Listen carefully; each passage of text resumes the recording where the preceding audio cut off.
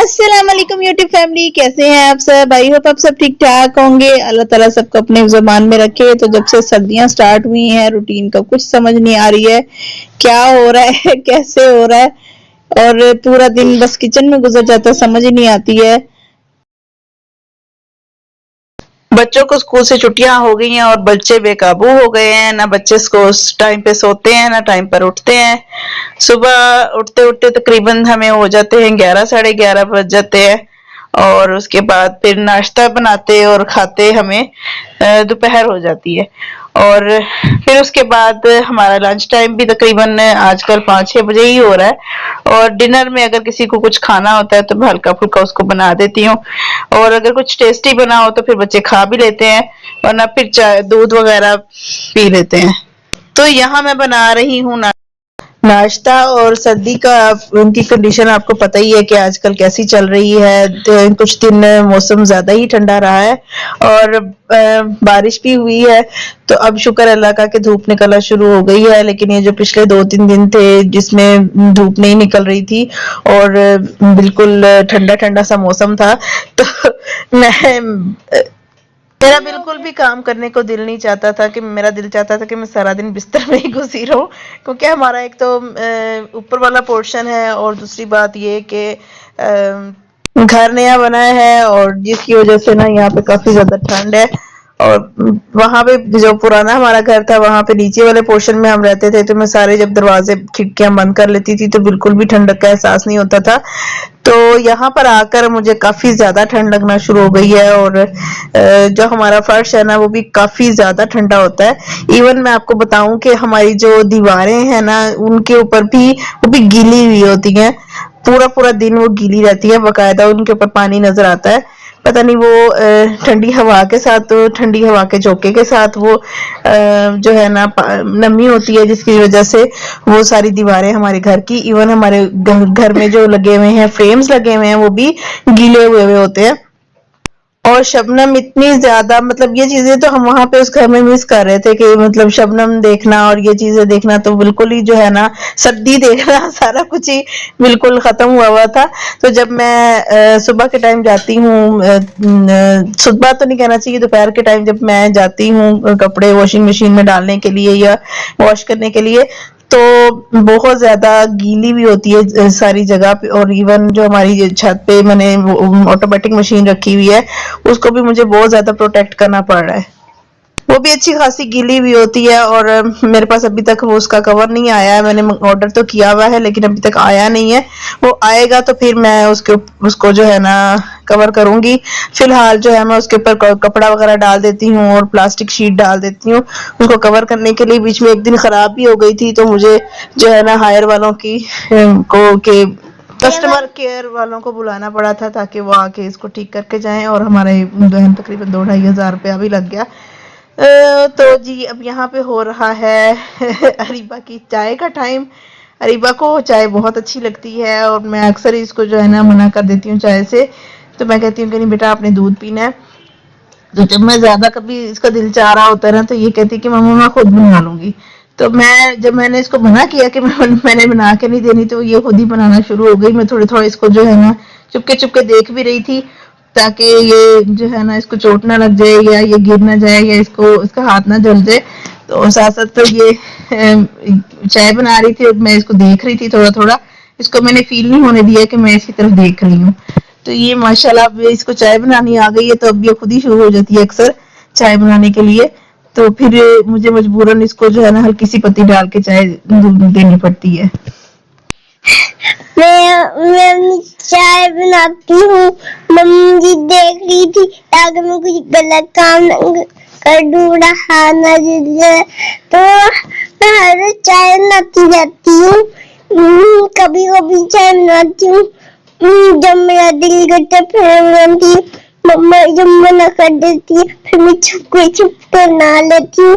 और आज ना हम गए थे तो बस ये था जी इसका ये चाय बनाने का स्टाइल। मैंने सोचा कि इसकी भी जरूरत है। बल्कि मैं बिजी थी तो मैंने हादिया को कहा था कि हादिया आप इसकी ना थोड़ी सी वीडियो बना लो कि इंसान को बाद में जब बड़े हो जाएंगे ये इनको मैं दिखाऊंगी कि अपनी, बल्कि खुद ही देख लेंगे यूट्यूब पे अपनी वीडियोस।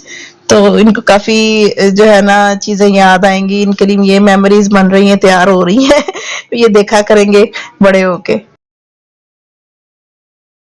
अच्छा, लास्ट वीडियो में ना मैंने आपको दिखाया था बेबी गर्ल दिखाई थी, जो उनको अल्लाह ताला ने 11 साल बाद दी थी।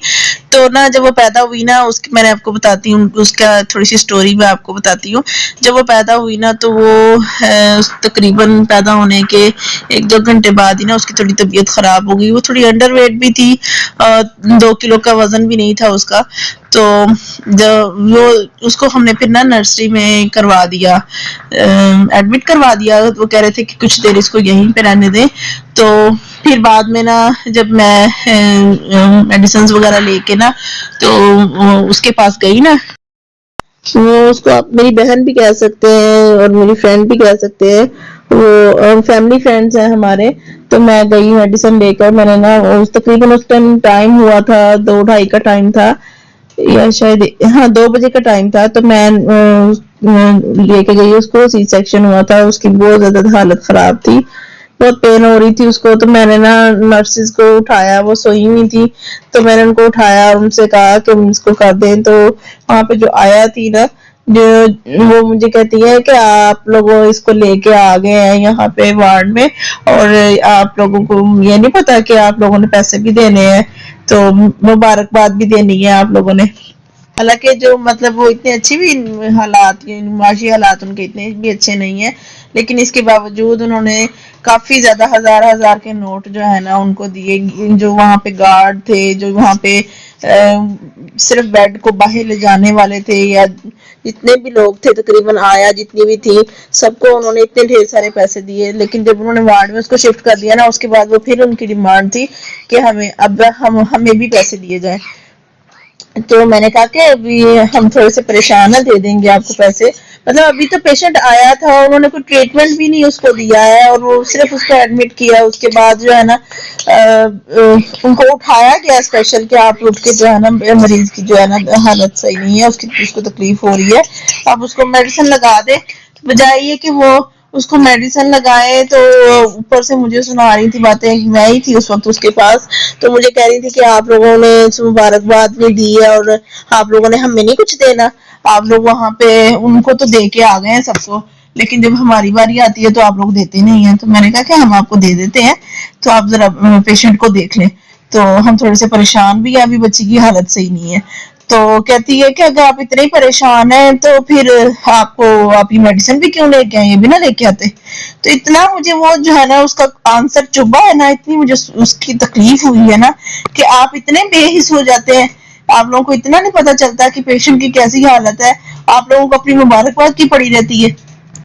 तो अक्सर गवर्नमेंट हॉस्पिटल्स में ऐसा होता है, और ये चीज जो है ना खत्म होनी चाहिए, ये चीज नहीं होनी चाहिए।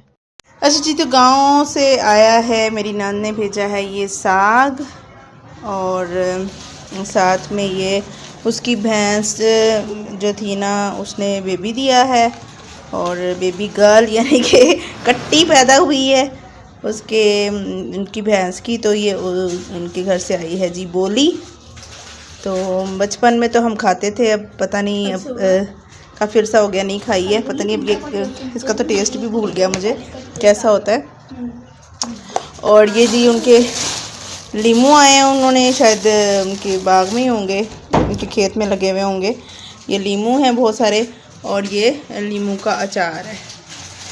तो ये जी लवाजमात आए हैं मेरी नंद के घर से, बुरेवाला से, और मेरी सास गई थी उनके घर, और उन्होंने वापसी पे हमारे लिए गिफ्ट भेजा। और साथ में एक चीज़ और है, और ये 5th चीज़ मैं भूल गई थी, ये दूध की बोतल आई है जी। ये से लवाजमात जो गांव से आए हैं।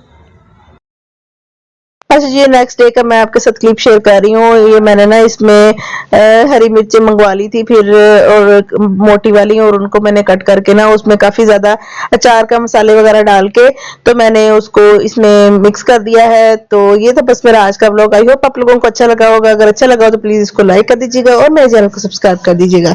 तो मिलते हैं आपसे नेक्स्ट व्लॉग में, तब तक के लिए अल्लाह हाफिज।